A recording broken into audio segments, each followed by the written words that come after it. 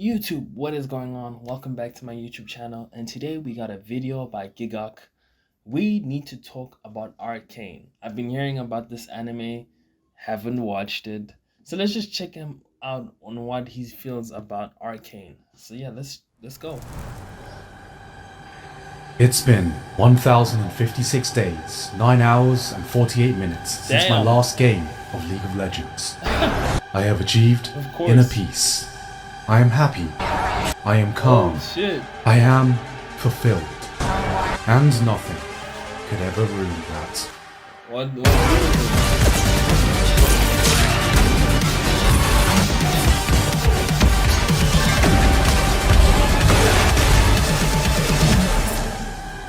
Now that shit looks cool. What the freak? Wait, what the fuck? How did I get here? 3 years ago, Riot Games shocked the world by seemingly doing the absolute impossible, making League of Legends respectable for like a few months. Arcane released and blindsided everyone, including League fans themselves, by giving us an animated series nobody expected. This wasn't good for a League of Legends show. This wasn't good Games that do shows or TV shows or like having an IP that's outside of movies and you do a show about it is very difficult. And I've heard so much good things about Arcane, which gets me so surprised that, yo, this actually worked. So, yeah. For a video game adaptation, this was television of the highest quality that stood up with some of the all-time greats. It was praised by seemingly doing the absolute impossible, including League fans. For a video game adaptation, this was television of the highest quality that stood up with some of the all-time greats. It was praised by fans and critics alike, got the acclaim, swept the awards, achieved recognition that far exceeded its usual player base, and got everyone asking, when is Season 2 coming? Well, now, it's finally here in all its glory, but things are different now. The cat's out of the bag. There is no element of surprise. We not only know how hard this can go, but there's also a level of expectations that few shows can ever get. League IP be damned. So the only thing left is to answer the question, did Arcane Season 2 deliver on that? Yeah, did it?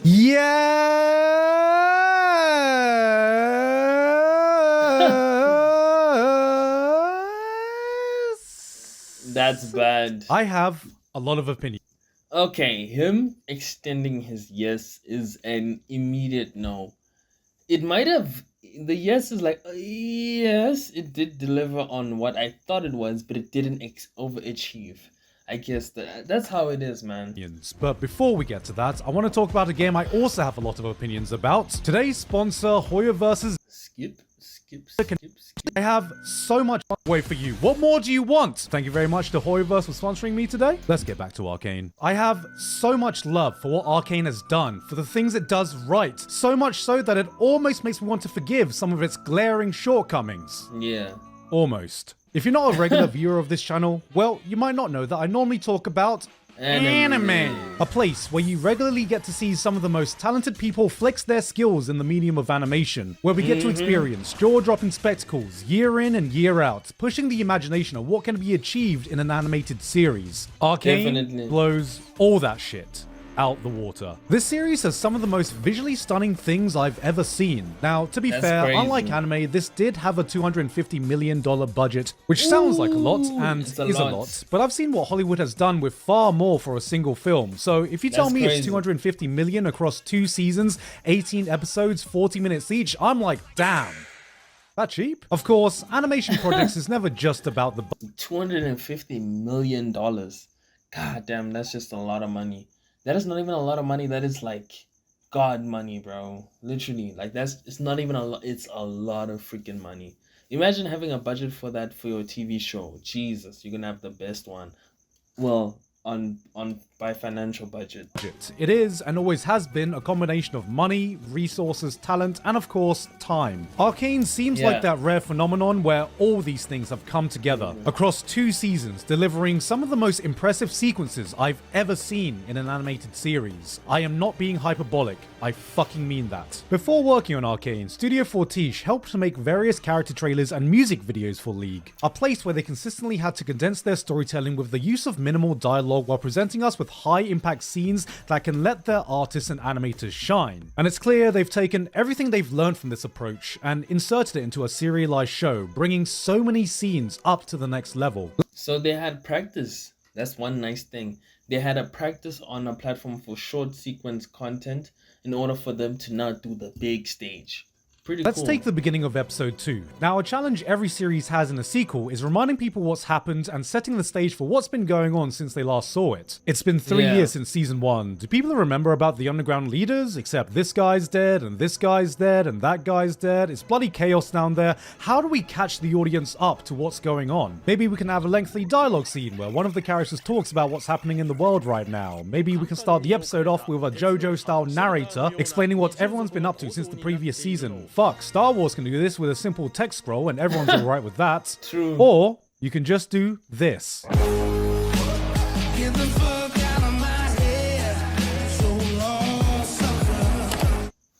That's awesome. That's really, really awesome. 54 seconds. 54 seconds is all it took to catch me up with Dude. everything I need to know. Remind me of the players out of the game. Remind me of the players still in the game, and explain the exact state of the world since we left it. The 6 leaders of the underworld have been turned into 3. It's an all-out war between the factions that are left, vying for the power gap that's been left by Silco's demise, with Jinx as the wild card right in the middle of the carnage. I feel like I'm doing a disservice by describing the sequence because it was just simple, effective storytelling executed in such a badass way. And this was one of the weaker sequences, actually. Really? And that's the weakest sequences. It's rare to find an anime or an animation that knows how to tell a story. You know, especially from the previous season. Oh man, most of them they just do what, as you said, the JoJo or Star Wars or narrator. Sounding action, gut-wrenching moments, pure nail-biting horror vibes, rock music, rap, ballads. Scenes will change Awesome. art style, animation style on a fucking whim. Arcane hits every style, genre, and emotion you can think of and executes it to a degree most shows would be happy to hit just once. As a Brit, I was so engrossed in Echo and Powder's dance, I heard French and didn't immediately recall in disgust. And I don't know if there's a higher compliment I can give. These weren't just spectacle for the sake of spectacle. Every one of them served a purpose for the narrative while pushing the limits of what can be achieved in the medium of animation, not only for storytelling, but pure creative expression. Possibly my favorite one was in episode 3. You have a battle on multiple fronts with characters having the most primal of roles, crawling at each other's throats, seamlessly interjected with a bomb. This looks amazing, guys. Yo, whoever's watching this show, dude, like, I bet y'all are enjoying. I'm missing out. I need to start jumping on this. Imagine being a League of Legends fan and you have a show like this. God damn. Shell of a reveal of the wider lore while syncing it up beat for beat, blow for bone-crushing blow with the Whoa. awe-inspiring score. It's a symphony of peak storytelling, direction, choreography, emotion, and raw artistic flair. This is fucking cinema. When Arcane is at its peak, it is just unmatched, and if it had paired this execution with the writing quality of season 1, this would have undoubtedly gone down as a masterpiece. We were so close. Okay, this is where we're going to get into spoiler territory if you really care about that. Let's go. The first 3 episodes start off with a bang, picking up that momentum exactly where we left off. Then, about halfway through, you get this nagging feeling in the back of your mind where your brain starts thinking, wow, there sure is a lot of things happening right now. Sure hope they're going to be able to resolve it all. In season 1, we were presented with a world of Damn, I think maybe just a lot of things were happening at a fast pace. Piltover and Zorn, and the conflict between them that would take center stage for the entirety of the show. The world was vast and the cast was big, but every character moment, every big development, everything came back to the central conflict, allowing the show to carefully craft this interwoven character drama around it. Season 2 picks up those pieces exactly where we left them, adding more layers to the conflicts, right up until the halfway point where the series just suddenly goes, actually, we're gonna do something else now. Turns out it was Ambessa that orchestrated the attack on Piltover because she's getting targeted by some secret mage cult, so she needs the power of Hextech and gaslights Caitlyn. Victor becomes Mecha Jesus and starts his own religion. Mel awakens magic powers. Jinx and Vi play family feud. Dude, I don't even know what's happening. And these are spoilers. So Ambessa and Victor team up because they're the new baddies now, starting Arcane Season 2, Age of Ultron. Meanwhile, Echo and Jace are off in their own bloody universe like... You say it's too late to make it. What is it too late to try?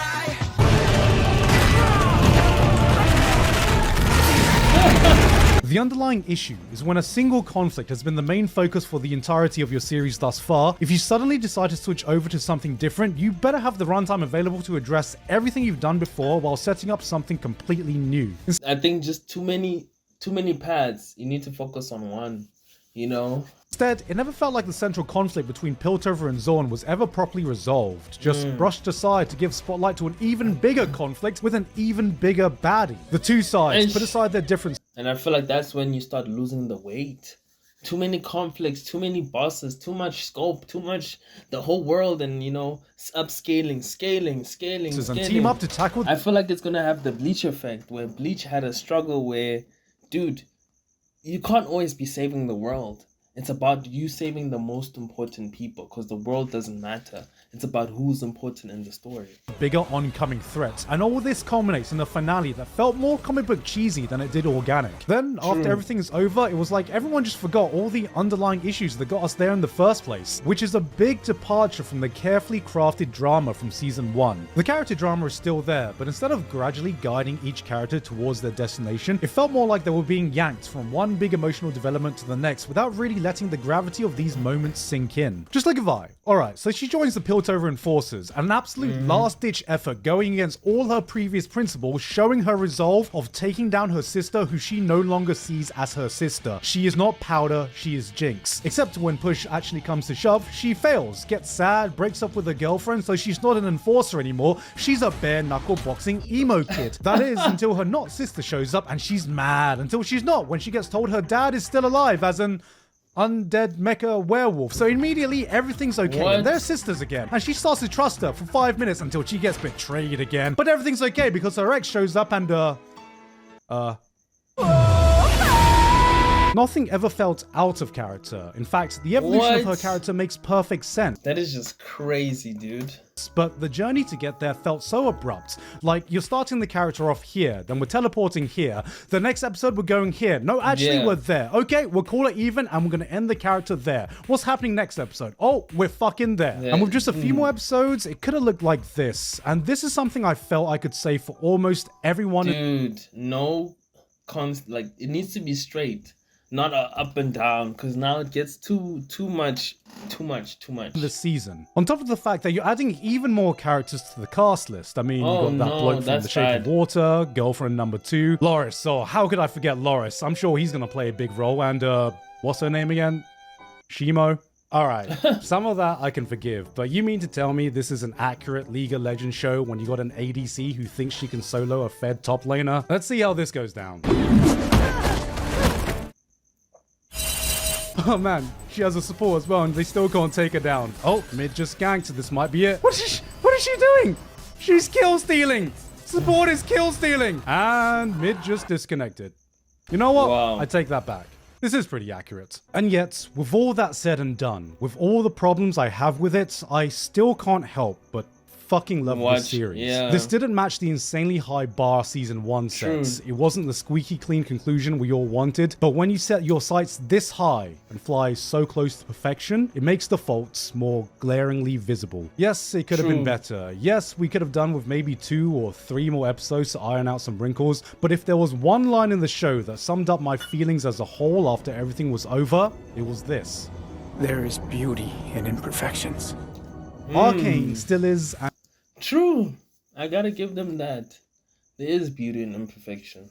An absolute achievement for everyone involved. At worst, it takes on a bit too much and uses some messy shortcuts to get to its destination. But at best, it is a triumph of animation, showcasing the absolute peak of what you can find in the medium. There is only one thing in my mind that can even compete with the artistic showcase on display here, and that is Into the Spider-Verse, which, as much as I love anime, shows what can be done with a budget way bigger than what we usually see there. But this isn't just $250 million on display. This was a product of love with a Hollywood budget. This is what happens when you gather passionate creators from so many different fields who get the time they need to perfect their craft, combined with a shit ton of money to ensure they can bring their vision to a reality. And then that's how you create a masterpiece.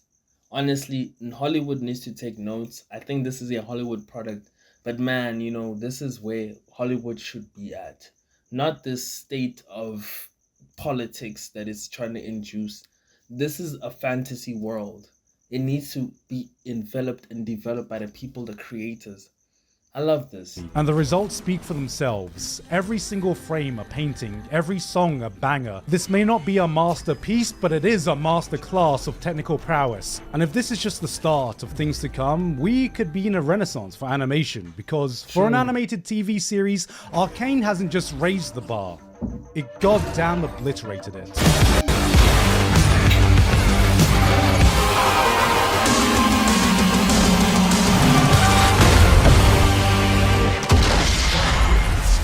Defeat. I'm never falling for this shit again. Yeah, Arcane. You guys should watch that series. Pretty cool. I'll see you guys on the next video. Thank you guys for watching. Peace out.